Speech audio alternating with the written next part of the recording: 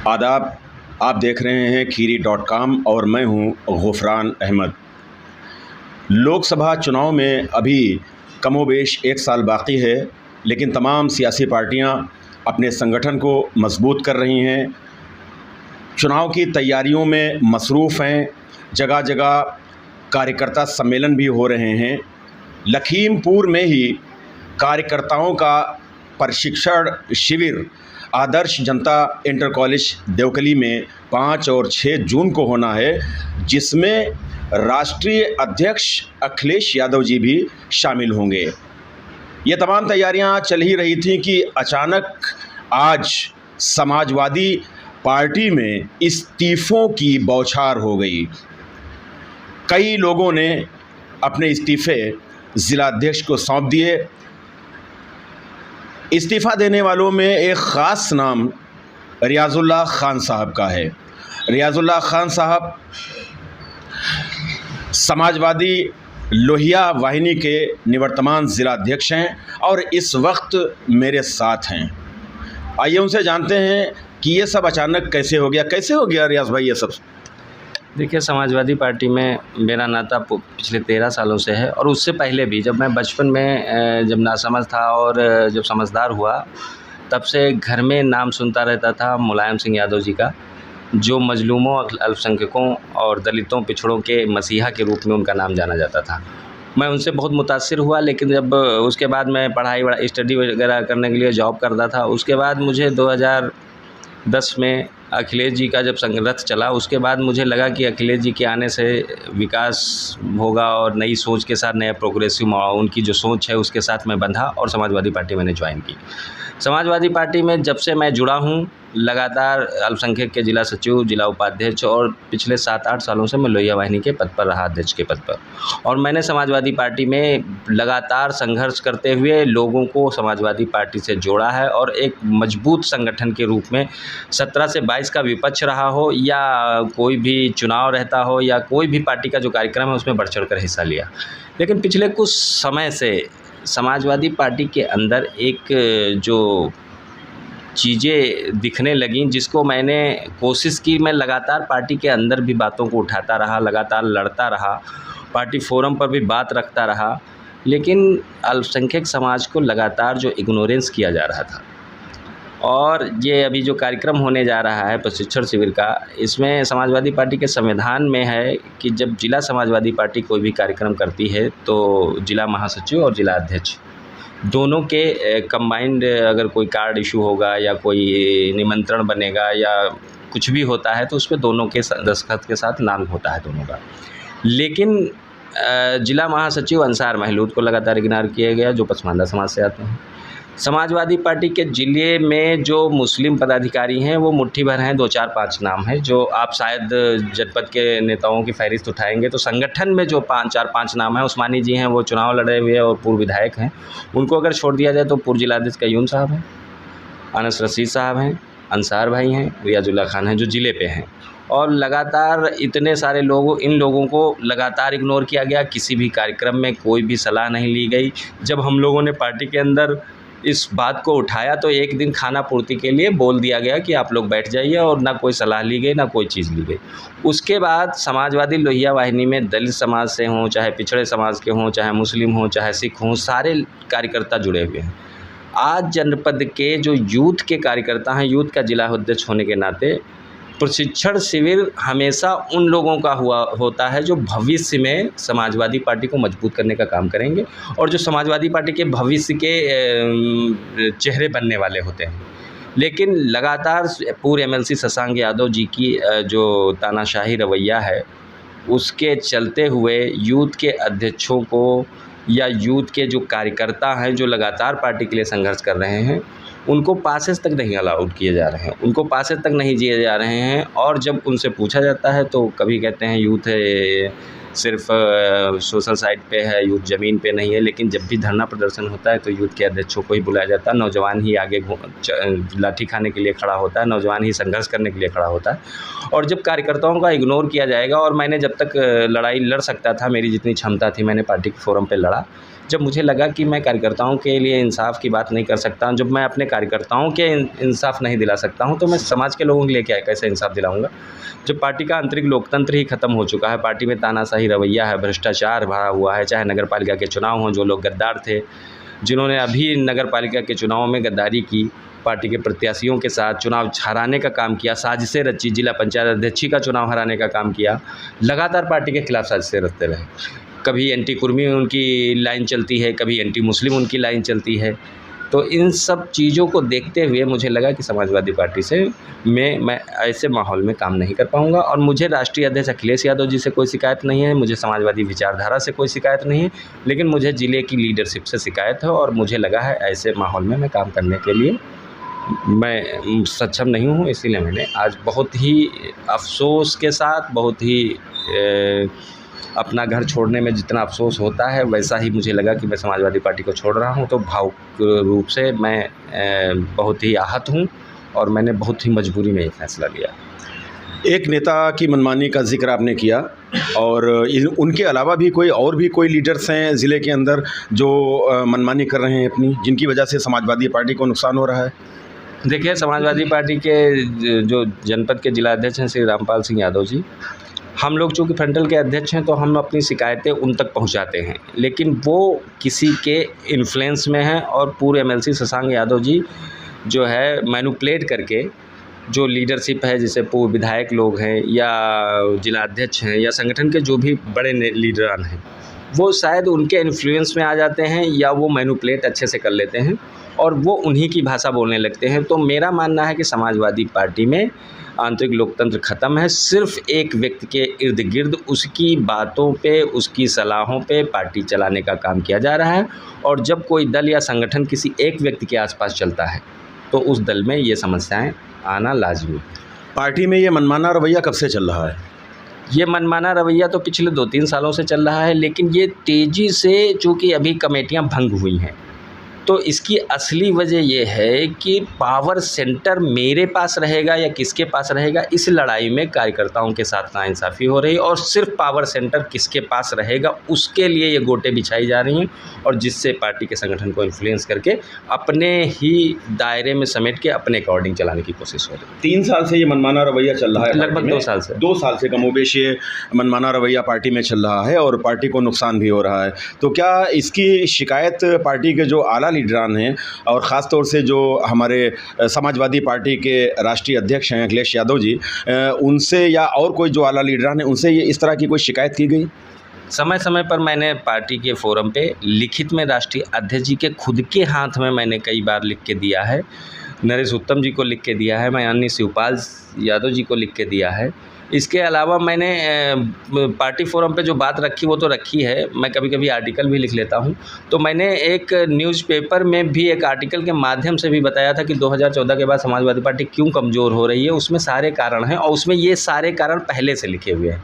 जिला पंचायत अध्यक्ष का जब चुनाव हारा तो उसमें साजिशें जो हुई उसके खिलाफ हमारी पार्टी के कई लीडरान ने भी लिख के दिया, लेकिन उस पर कोई रिस्पांस नहीं मिला या वेट कर रहे हैं सही समय का, मुझे नहीं पता। लेकिन वो चीज़ें आज जो है बड़ी रूप में दिखाई देने लगी और जो मेहनती कार्यकर्ता है, जो संघर्ष के दम पर पार्टी में अपनी जगह बनाने की कोशिश कर रहा है, ऐसे लोगों का मनोबल टूटने का काम हो रहा था, इसलिए मैंने पार्टी से पार्टी के अंदर भ्रष्टाचार की भी बात आपने कही है। वो भ्रष्टाचार कैसा है, क्या है, उसके माने क्या हैं? पूरे जनपद में जिला पंचायत सदस्यों के चुनाव हों, प्रधानी के चुनाव हों, नगर पालिका के चुनाव हों, जिस तरीके से टिकटों का वितरण हुआ है और उसमें दबी जुबान में, क्योंकि उसके लिए अगर हम बोलते हैं तो सबूत चाहिए, लेकिन सबूत के अलावा यहाँ की जो जनपद खीरी की पब्लिक है उसके बीच में अगर समाजवादी पार्टी के बारे में, जनपद की पार्टी के बारे में चर्चा करेंगे तो वो लोग बोलेंगे कि पैसे से टिकट दिए गए और बांटे गए। ये भ्रष्टाचार की जड़ है। जिला पंचायत सदस्य हो, चाहे पंचायत के चुनाव हो, चाहे नगर निकाय के चुनाव हो, सब में कोई ना कोई भ्रष्टाचार के आरोप लगते रहे हैं।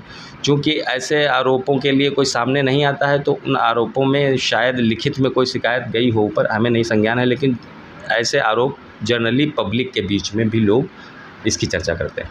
रियाज भाई, आज ही आपने इस्तीफ़ा दिया और आपके साथ शायद फैसल साहब ने, जो कि निवर्तमान नगर अध्यक्ष हैं समाजवादी पार्टी के, उन्होंने इस्तीफ़ा दिया। इसके अलावा कई और लोगों ने इस्तीफ़े दिए हैं, यानी एक तरह से कह लिया जाए कि इस्तीफ़ों की झड़ी लग गई।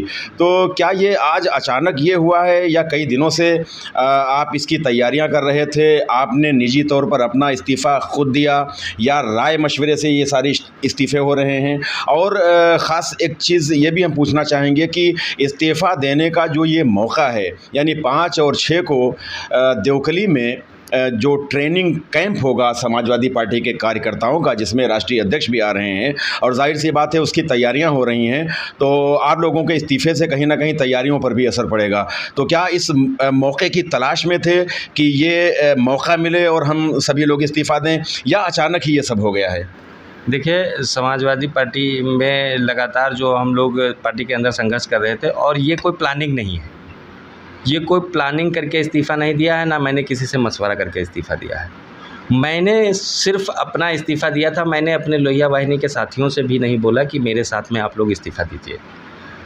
ये उनका निर्णय है कि अगर मैंने इस्तीफ़ा दिया है तो वो मेरे पीछे पीछे सारे लोग इस्तीफ़ा दे रहे हैं। ऐसी कोई प्लानिंग करके हमने इस्तीफ़ा नहीं दिया, ऐसे कोई टाइमिंग मैंने नहीं चुनी है।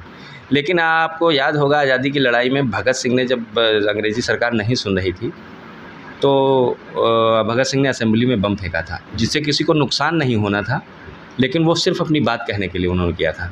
चूँकि राष्ट्रीय अध्यक्ष लखीमपुर में आ रहे हैं, समाजवादी पार्टी की जो लीडरशिप है लखीमपुर की, वो शायद उन कार्यकर्ताओं की बात को वहाँ तक ना पहुँचने देती या उसके पीछे कोई साजिश होती।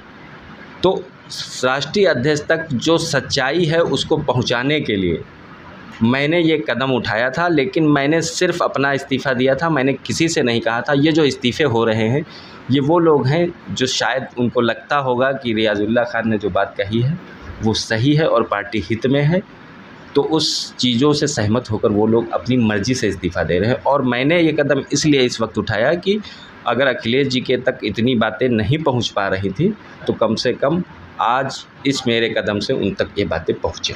तो गोया कि आपने इस्तीफ़ा दिया है तो राष्ट्रीय अध्यक्ष तक अपनी बात पहुंचाने के लिए दिया है।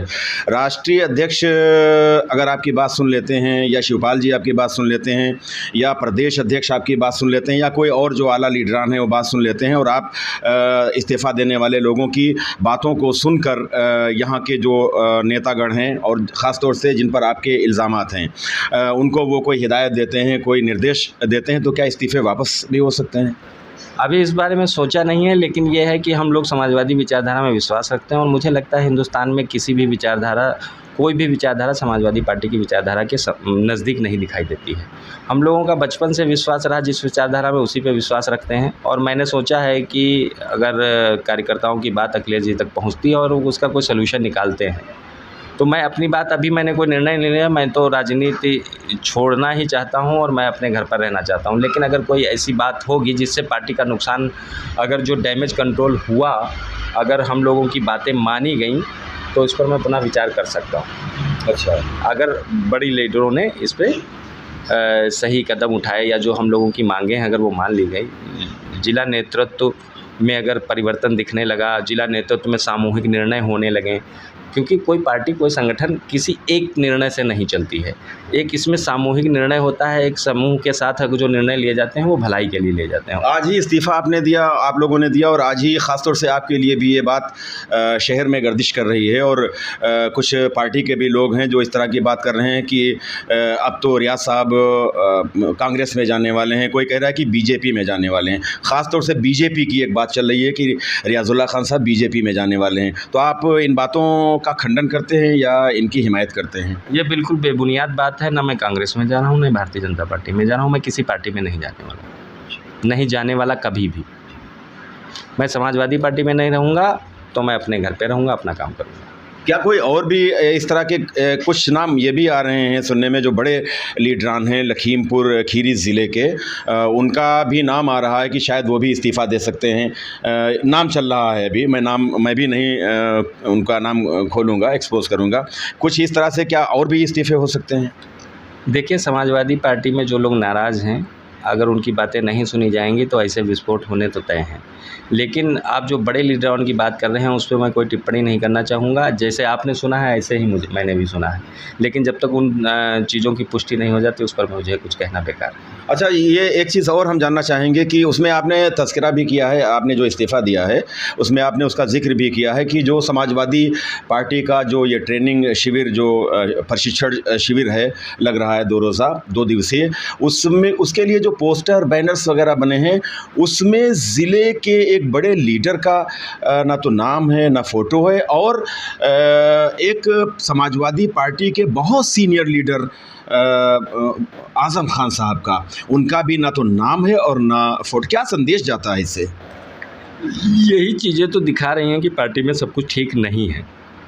और ये जो आज ये सोशल साइट पे किसी के द्वारा भी ये पोस्टर बनवाए गए हों और डाले गए हों, तो ये जो चीज़ें निकल के आ रही हैं, इन्हीं सब चीज़ों से तो लगातार हम लोग लड़ते रहे अंदर पार्टी के, लेकिन कुछ सुधरने का नाम नहीं ले रहा है। और बड़े नेताओं में जिनके फ़ोटोज़ नहीं हैं, संविधान के हिसाब से जिलाध्यक्ष का भी फ़ोटो उसमें नहीं है, उस पोस्टर में जनाब आज़म खान साहब का फ़ोटो नहीं है और राष्ट्रीय महासचिव रवि प्रकाश वर्मा जी का फ़ोटो नहीं है। तो ये जो हो रहा है यही कारण है कि आज जो ये चीज़ें निकल के आई, आज जो इस्तीफ़ों की झड़ी लगी हुई है, तो ये भी एक बड़ा कारण है कि समाजवादी पार्टी में सब कुछ ठीक जनपद में नहीं चल रहा है। अच्छा, आपने अपने इस्तीफ़े में मुसलमानों की उपेक्षा का भी एक इल्ज़ाम आयद किया है। लगातार ये चीज़ें सुनने को आती हैं जब समाजवादी पार्टी के कोई भी चुनाव होते हैं, तो मुसलमान अपने घर की जैसे शादी बारात में मेहनत करता है, चुनाव में ऐसे ही मेहनत करके 90% 99% जितना उसका वोट पोल होता है उससे ज़्यादा वोट देने की कोशिश करता है, 100% वोट देने की कोशिश करता है। कभी किसी बूथ पे अगर मुसलमान 1000 वोट पड़ा है और उसमें से 50 वोट कहीं और चला जाए, किसी भी पार्टी की तरफ शिफ्ट हो जाए, उसके बाद मुसलमान 950 वोट देने के बावजूद गाली खाने का काम करता है। समाजवादी पार्टी के जो लीडरशिप है मुस्लिमों की, जो 2-4 नाम हैं, उनसे आज तक किसी भी फैसले के लिए कोई सलाह नहीं ली जाती है। केवल एक दुकान खुली हुई है, उसमें तेज़पत्ता रखना है तो मुसलमान को एज ए तेज़पत्ता रखा जाता है, और बिरयानी में जब स्वाद आ जाता है तो उस तेज़पत्ते को खाया नहीं जाता, निकाल के बाहर फेंक दिया जाता है। ऐसे इस्तेमाल किया जाता है और लगातार समाजवादी पार्टी में मुसलमानों की उपेक्षा हो रही है। तो ये जो उपेक्षा हो रही है इसका तो पार्टी को नुकसान पहुंचेगा। क्या इस उपेक्षा से जो प्रदेश के आला लीडरान हैं वो नावाकिफ़ हैं? मुझे लगता है कि जिन लीडरों को यहाँ पे इग्नोर किया जाता है, अगर वो अपनी बात खुद कहेंगे जाके तो दिक्कत होगी। और वहाँ पे ऐसा एक काकस बुना गया है कि जो लखीमपुर से सूचनाएं जाती हैं या लखीमपुर से जो लेटर देने गया, कोई शिकायत पे लिखित में दे के चला आया, तो लखीमपुर के लोग जो लखनऊ में प्रदेश कार्यालय में शिकायत दे के जाते हैं, वो 15 मिनट के बाद जिस आदमी के खिलाफ़ शिकायत होती है उसके मोबाइल पे उसकी फ़ोटो आ जाती है, और वो कार्यकर्ता जब पता चल जाता है, वो आदमी बुला के कहता है तुमने मेरे खिलाफ़ ये शिकायत की, तो कुछ छोटा कार्यकर्ता डर जाता है। लेकिन इस डर को निकाल के मैंने एक हिम्मत करके इन लोगों के खिलाफ़ आवाज़ उठाई है, क्योंकि मैं समाजवादी पार्टी का भी हित चाहता हूँ और मैं समाजवादी पार्टी के बेस वोट बैंक का भी हित चाहता हूँ, जो 90% वोट तो देता है, 100% वोट तो देता है, लेकिन उसको अपना हक आज तक समाजवादी पार्टी में लखीमपुर जनपद में नहीं मिला। अगर आपका इस्तीफ़ा मंजूर नहीं हुआ तो क्या करेंगे? मैंने माननीय राष्ट्रीय अध्यक्ष जी को इस्तीफ़ा लिखा है और उसमें द्वारा जिला अध्यक्ष के दिया है, प्रदेश अध्यक्ष जी को भी भेजा है, अपने प्रदेश अध्यक्ष लोहिया वाहिनी के भी भेजा है। इस्तीफ़ा अगर नहीं मंजूर होता है तो हमारी समस्याओं का सलूशन निकालना पड़ेगा उनको। अब दोनों चीज़ें नहीं हो सकती कि इस्तीफ़ा नहीं मंजूर हुआ और इन समस्याओं का कोई समाधान भी नहीं निकलेगा, तो दोनों के साथ हम नहीं रह सकते। समस्याओं का समाधान नहीं निकलेगा तो वापसी नहीं होगी पार्टी में? बिल्कुल नहीं। अच्छा, नहीं। ये बिल्कुल पक्का आज़म है, आपका इरादा है? तय बिल्कुल एकदम नहीं होगी, कतई नहीं होगी। कतई नहीं होगी। और ये जो अफवाहें चल रही हैं कि बीजेपी में जा रहे हैं, ये सिर्फ अफवाहें हैं जी। मैं समाजवादी पार्टी में नहीं हूँ आज की डेट में, और मैं अगर समाजवादी पार्टी में नहीं रहूँगा तो मैं किसी भी पार्टी में कभी नहीं जाऊँगा, कभी नहीं जाऊँगा। राजनीति भी छोड़ सकता हूं, लेकिन मैं समाजवादी पार्टी में। आपके इस्तीफ़े की जो ख़बरें हैं वो ज़िले में ही सिर्फ नहीं है बल्कि प्रदेश में भी उनकी गूंज है, तो क्या कोई किसी लीडर का फ़ोन वगैरह आपके पास आया? ज़िले के लीडर ने कोई मान मनोबल की बात की या प्रदेश स्तर के किसी लीडर का कोई फ़ोन आया?